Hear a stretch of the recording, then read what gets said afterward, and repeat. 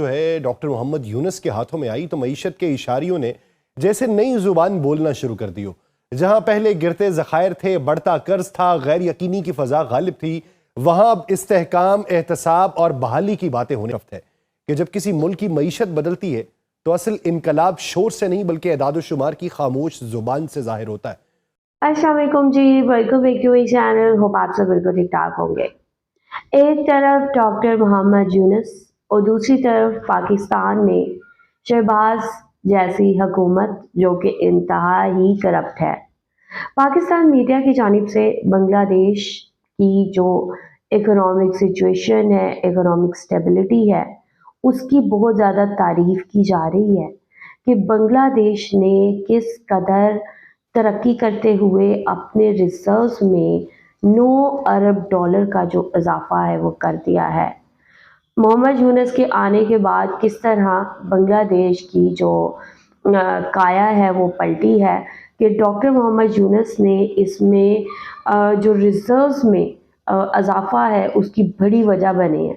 یہاں پہ پاکستان کا میڈیا جو ہے بنگلہ دیش کے حوالے سے، بنگلہ دیش کی اسٹیبلٹی کے حوالے سے بات کر رہا ہے اور یہ دیکھ کر حیران ہے، اور پاکستان کے جو ادارے ہیں، پاکستان کی جو گورنمنٹ ہے، ان کو یہ پیغام دینے کی کوشش کر رہا ہے کہ اگر بنگلہ دیش اپنے ریزروز میں اضافہ کر سکتا ہے تو پاکستان بھی کر سکتا ہے۔ یہاں پہ پاکستان کا میڈیا بنگلہ دیش کے بارے میں کیا کہہ رہا ہے، ابھی آپ لوگوں کے ساتھ میں رپورٹ شیئر کروں گی۔ بہت انٹرسٹنگ رپورٹ ہے، چینل پہ نیو ہے تو چینل کو سبسکرائب کریں اور بیل آئیکن کو کلک کریں۔ تو چلتے ہیں، دیکھتے ہیں ویڈیو، لیٹس گو۔ اقتدار کے ایوانوں میں تبدیلی کبھی صرف چہروں کی تبدیلی نہیں ہوتی بلکہ یہ پالیسیز، ترجیحات اور ریاستی مزاج کے بدلنے کی علامت ہوتی ہے۔ اور بنگلہ دیش میں بھی وہی منظر دیکھنے کو ملا کہ جب شیخ حسینہ واجد کے طویل اقتدار کے بعد نظام کی باغ ڈور جو ہے ڈاکٹر محمد یونس کے ہاتھوں میں آئی تو معیشت کے اشاریوں نے جیسے نئی زبان بولنا شروع کر دی ہو۔ جہاں پہلے گرتے ذخائر تھے، بڑھتا قرض تھا، غیر یقینی کی فضا غالب تھی، وہاں اب استحکام، احتساب اور بحالی کی باتیں ہونے لگیں۔ اور یہی وہ موڑ ہے جس نے ماہرین کو مجبور کیا ہے کہ وہ رک کے دیکھیں کہ آخر یہ تبدیلی محض وقتی انتظامی رد و بدل ہے یا واقعی معاشی سمت بدلنے والی پیش رفت ہے کہ جب کسی ملک کی معیشت بدلتی ہے تو اصل انقلاب شور سے نہیں بلکہ اعداد و شمار کی خاموش زبان سے ظاہر ہوتا ہے۔ اور پچھلے 18 مہینوں میں ڈاکٹر محمد یونس کی قیادت میں بنگلہ دیش کی معاشی کہانی بھی کچھ ایسی ہی خاموش مگر گہری تبدیلیوں سے گزری ہے جنہیں اگر ترتیب سے سمجھا جائے تو اندازہ ہوتا ہے کہ یہ محض نمبروں کا فرق نہیں بلکہ معاشی سمت کا بدل جانا ہے۔ آپ سب پر سلامتی ہوں، میں یاسر رشید ہوں اور آپ دیکھ رہے ہیں سونو نیوز۔ ناظرین، سب سے پہلے بنگلہ دیش کے زر مبادلہ ذخائر کو دیکھیں تو اگست 2024 میں جہاں یہ تقریباً 25.9 ارب ڈالر تھے وہ بڑھ کے 34.3 ارب ڈالر تک پہنچ گئے، یعنی 9 ارب ڈالر کا اضافہ۔ اور کسی بھی معیشت میں فارن ریزرو کا بڑھنا ایسا ہی ہوتا ہے جیسے کسی گھر میں ہنگامی حالات کے لیے بچت بڑھ جائے، کیونکہ یہی ذخائر درآمدات، کرنسی استحکام اور بیرونی ادائیگیوں کا سہارا بنتے ہیں۔ اس لیے اس اضافے کو ماہرین معاشی تحفظ کی مضبوط دیوار قرار دیتے ہیں۔ ادائیگیوں کے توازن یعنی بی او پی کی صورتحال 2024 میں منفی 4.3 ارب ڈالر تھی، جو اب مثبت 0.75 ارب ڈالر ہو چکی ہے۔ یہ تبدیلی محض تکنیکی اصطلاح نہیں ہے بلکہ اس کا مطلب یہ ہے کہ ملک اب بیرونی دنیا کو اتنا ہی ادا نہیں کر رہا جتنا پہلے کرتا تھا، بلکہ آمدنی اور ادائیگی کے درمیان خلا کم ہو چکا ہے، جو کسی بھی حکومت کے لیے ایک بڑا معاشی سنگ میل سمجھا جاتا ہے۔ پھر بات کرتے ہیں کرنسی ریٹ کی۔ اس میں معمولی کمی ضرور آئی ہے۔ پہلے ٹکا 118 کا تھا اور اب 1 جو ہے، اب 122 ٹکے جو ہے وہ ڈالر 1 ہو چکا ہوا ہے۔ لیکن دلچسپ بات یہ ہے کہ اس کے باوجود مہنگائی کی شرح 9.73% سے کم ہو کے 8.66% کی اوسط پر آ چکی ہے، جو اس بات کا اشارہ ہے کہ حکومت نے قیمتوں کے دباؤ کو قابو کرنے کے لیے مالیاتی اور انتظامی دونوں سطحوں پر اقدامات کیے، کیونکہ عام طور پہ کرنسی کمزور ہو تو مہنگائی بڑھتی ہے، مگر یہاں پہ الٹا رجحان نظر آیا۔ سٹاک مارکیٹ کی بات کریں تو ڈھاکہ سٹاک ایکسچینج کا مرکزی انڈیکس DSEX 5.229 سے بڑھ کے 5.570 ہو چکا، जो सरमाया कारों के एतमाद की अलामत समझा जाता है, क्योंकि सरमाया कार हमेशा उस मुल्क की मार्केट में सरमाया लगाते हैं जहां उन्हें मुस्तकबिल महफूज नजर आए। इसलिए ये इजाफा दरअसल मुआशी एतमाद का वोट होता है। हुकूमती कर्जों की अगर बात करें, उसमें इजाफा हुआ और ये 18.9 लाख करोड़ टका से बढ़ के 21.49 लाख करोड़ टका तक पहुंच चुके हैं। मगर वहां पर माहिरीन एक अहम फर्क वाजे करते हैं कि कर्ज बढ़ना हमेशा मनफी नहीं होता। असल सवाल यह होता है कि कर्ज कहां खर्च हुआ। अगर वो इंफ्रास्ट्रक्चर, सनत या तरक्याती मंसूबों में लगा हो तो वो मुस्तकबिल में आमदनी पैदा करता है, और अगर सिर्फ अखराजात पूरे करने में लगा हो तो बोझ बन जाता है। इसलिए कर्ज के साथ साथ उसके इस्तेमाल का तज्जिया जरूरी होता है। जीडीपी ग्रोथ रेट जो है वो 3.91% से बढ़ के 4.50% तक पहुंच गई है, और जो इस बात की निशानदही है कि मईशत की रफ्तार सुस्त रवि से निकल के दोबारा तेजी की तरफ बढ़ रही है। और ये इजाफा उस वक्त ज्यादा अहम हो जाता है जब आलमी सतह पर मुआशी गैर यकीनी सूरत हाल हो, क्योंकि ऐसे हालात में मामूली इजाफा भी पॉलिसी की कामयाबी समझा जाता है। तरसीलाते ज़र में भी हैरान कुन इजाफा देखा गया, जहां 1.91 अरब डॉलर से बढ़ के 3.5 अरब डॉलर तक तरसीलाते ज़र पहुंच चुके हैं।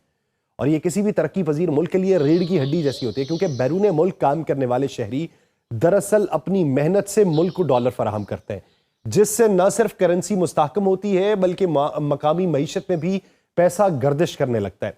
बरामदात की अगर बात करें तो बांग्लादेश की बरामदात भी 3.81 अरब डॉलर से बढ़ के 4.4 अरब डॉलर तक पहुंच गई हैं, जो ये जाहिर करता है कि आलमी मंडी में बांग्लादेशी मसनूआत की तलब बढ़ी है, खासतौर पर टेक्सटाइल, गारमेंट्स और लाइट इंजीनियरिंग मसनूआत के शोबे में। और बरामदात का बढ़ना किसी भी मुल्क के लिए वैसे ही होता है जैसे किसी दुकानदार के गाहक बढ़ जाए। अब अगर मजमूई तस्वीर को एक साथ देखा जाए तो यह समझ आता है कि 18 माह में मुआशी समत 3 बड़े सतूनों पे खड़ी की गई। पहला, बैरूनी इस्तेहकाम यानी रिजर्व्स और बीओपी। दूसरा, दाखिली इस्तेहकाम यानी महंगाई और ग्रोथ। और तीसरा, एतमाद यानी स्टॉक मार्केट और सरमायाकारी का रुझान। और यही 3 अनासिर किसी भी मईशत की बुनियाद होते हैं। बैनुल-अक़वामी तज्ज़ियाकार इस अरसे को इसलिए भी अहम करार दे रहे हैं कि आलमी मईशत खुद दबाव का शिकार रही है। तेल की कीमतों में उतार चढ़ाव रहा है, सप्लाई चेन के मसाइल रहे हैं, जुग्राफियाई कशीदगी ने नए ममालिक की तरक्की सुस्त की है। मगर इस माहौल में मुआशी अशारियों का बेहतर होना इस बात का इशारा समझा जाता है कि दाखिली पॉलिसीज ने बैरूनी दबाव को किस हद तक जज़ब किया है। एक और पहलू जिस पर बात कम होती है वो है इंतजामी नज़्म ज़ब्त की, क्योंकि मईशत सिर्फ एदाद शुमार से नहीं बल्कि इदारों की कारकर्दगी से चलती है। टैक्स वसूली का निज़ाम बेहतर हो, सरकारी अखराजात काबू में हों, तरक्याती मंसूबे वक्त के ऊपर मुकम्मल हों, तो यही चीज़ें रफ्ता रफ्ता बड़े माशी नताइज पैदा करती हैं। और बांग्लादेश के हालिया एदाद शुमार इसी नज़्म ज़ब्त की तरफ इशारा करते दिखाई देते हैं। जब किसी मईशत की कहानी सुनाई जाती है तो अमूमन लोग एदाद शुमार सुन के फैसला कर लेते हैं कि मुल्क संभल गया या डूब गया। मगर असल हकीकत यह होती है कि मुआशी सेहत सिर्फ नंबरों से नहीं, निज़ाम की सांसों से पहचानी जाती है। और बांग्लादेश की गुज़श्ता 18 माह की दास्तान भी कुछ ऐसी है, जहां सतह पर इस्तेहकाम दिखाई देता है, अंदरूनी ढांचे में कई नई तब्दीलियां खामोशी से बुनियादों को हिलाते हुए बदल गई हैं। डॉक्टर मोहम्मद यूनुस की क़यादत में कायम अबूरी निज़ाम ने सबसे पहले जिस पहलू के ऊपर तवज्जो दी वो एतमाद की बहाली थी, क्योंकि सरमायाकार का पहला सवाल ये नहीं होता कि शरह नमू क्या है, बल्कि ये होता है कि निज़ाम काबिल एतबार है या नहीं। इसीलिए मालियाती इदारों के हिसाबात को शफाफ बनाने की मुहिम शुरू की गई। कई बरसों से छुपाए गए नुकसानात को सामने लाया गया। पहली बार अवाम को बताया गया कि कौन सा इदारा वाकई मजबूत है और कौन सा इदारा सिर्फ कागजी सहारे पे खड़ा है। मरकजी बैंक यानी बांग्लादेश बैंक, उसके अंदर निगरानी का तरीका कार बदला गया। पहले जहां बैंक्स को महज हिदायत दी जाती थी, अब बाकायदा ऑडिट टास्क फोर्स बनाई गई जिसने कर्जों की दर्जाबंदी दोबारा की। इस अमल से वक्ती तौर पे कुछ बैंक कमजोर दिखाई दिए, मगर माहिरीन कहते हैं कि बीमारी छुपाने से बेहतर है उसे पहचान लिया जाए। यही वजह है कि मालियाती तज्जियाकारों ने हालिया गुफ्तगू में ये बातें की कि असल बेहतरी उस वक्त शुरू होती है जब मईशत की असल हालत को मान लिया जाए। मईशत की एक बड़ी कमजोरी टैक्स निजाम था। बांग्लादेश में बरसों से टैक्स टू जीडीपी शरह कम रही, जिसकी वजह से हुकूमत कर्जों पर इन्हसार करती रही। अबूरी दौरे हुकूमत में एक खामोश इस्लाह यह हुई कि नॉन फाइलर्स की डिजिटल निशानदही शुरू कर दी गई। मोबाइल पेमेंट डेटा, जायदाद रजिस्ट्री, दरामदी रिकॉर्ड को आपस में जोड़ दिया गया।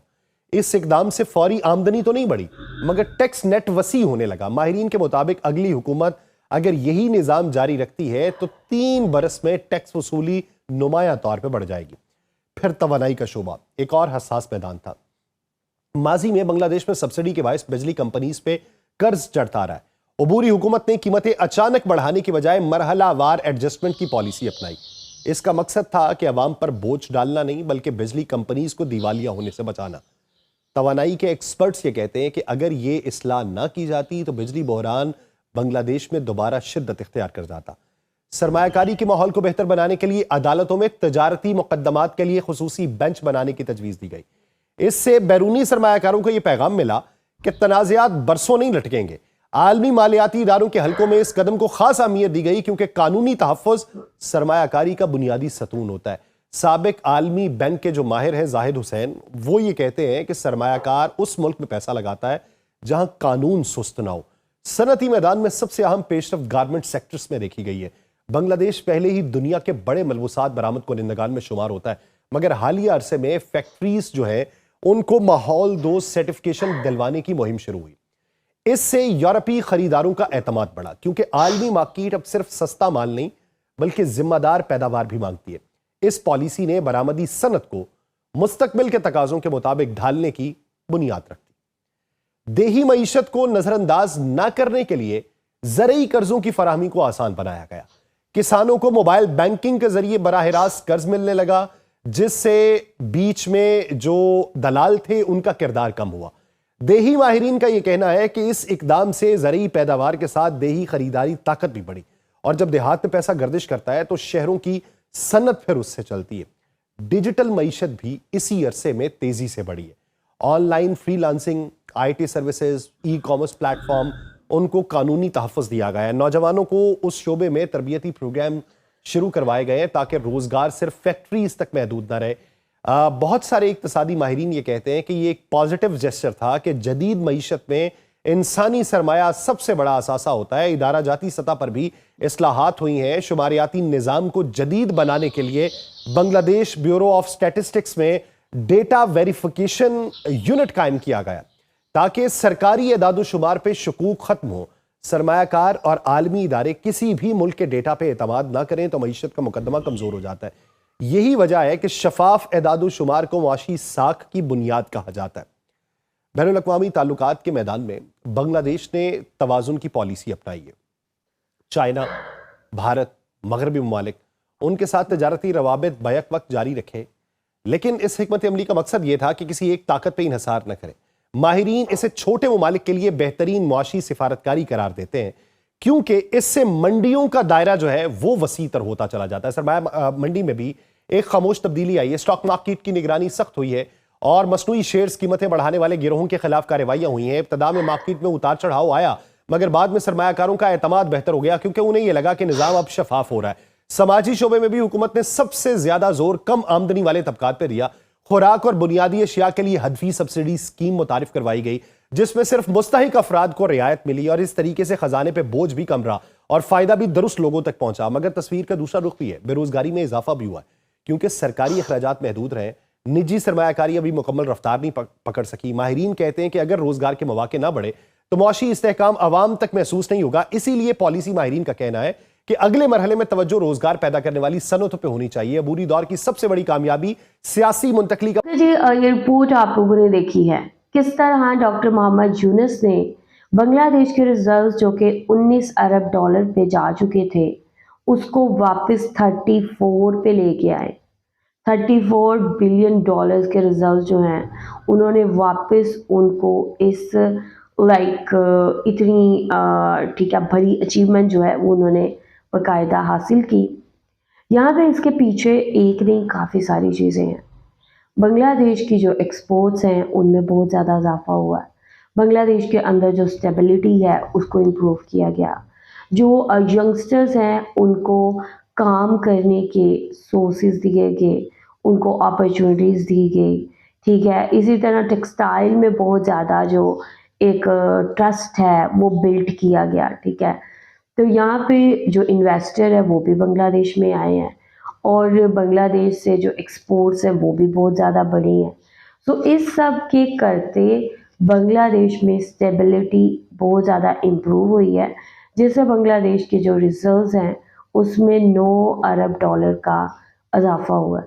یہاں پہ جی پاکستانی کہہ رہے ہیں کہ لائک اگر بنگلہ دیش کے ریزروز کو پاکستان کے حوالے کر دیا جائے تو پاکستان تو شاید اس کو چھوڑے گا ہی نہیں اور لوٹ کے سارے کھا جائے گا. ٹھیک ہے, تو یہاں پہ باقاعدہ پاکستان کی عوام بنگلہ دیش کی جو اکنامک پالیسیز ہیں ان کو بہت زیادہ پسند کر رہا ہے, اپریشیٹ کر رہا ہے. ابھی رائٹ ناؤ پاکستان کی سچویشن لائک بہت زیادہ خراب ہے. بنگلہ دیش ٹوٹلی ایک سٹیبل سچویشن میں ہے, لیکن یہاں پہ پاکستان کی پبلک بہت زیادہ اپریشیٹ کر رہی ہے. اگر آپ لوگوں کے ریمارکس چیک کریں تو یہاں پہ ہر کوئی بنگلہ دیش کی تعریف کر رہا ہے. سو آئی ایم ایکچولی ہیپی کہ پاکستان کے لوگ بنگلہ دیش کی کامیابی کو اتنا زیادہ پریز کر رہے ہیں, اس کی تعریف کر رہے ہیں. اور یہاں پاکستان کا میڈیا پاکستان کی گورنمنٹ کو, پاکستان کے اداروں کو یہ پیغام دے رہا ہے کہ بنگلہ دیش ایک ایسی کنٹری جس نے بہت زیادہ اکنامک ڈی اسٹیبلٹی فیس کی, وہ آج اس مقام پہ کھڑا ہے, تو پاکستان کیوں نہیں بہتری کی طرف جا سکتا. آپ لوگ کیا کہیں گے؟ آپ لوگوں کا کیا کہنا ہے؟ جو بھی کہنا چاہتے ہیں لازمی بتائیں کامنٹ سیکشن میں. ویڈیو کو لائک شیئر لازمی کریں. اپنا خیال رکھیں, اپنے چینل کا بھی. I will see you till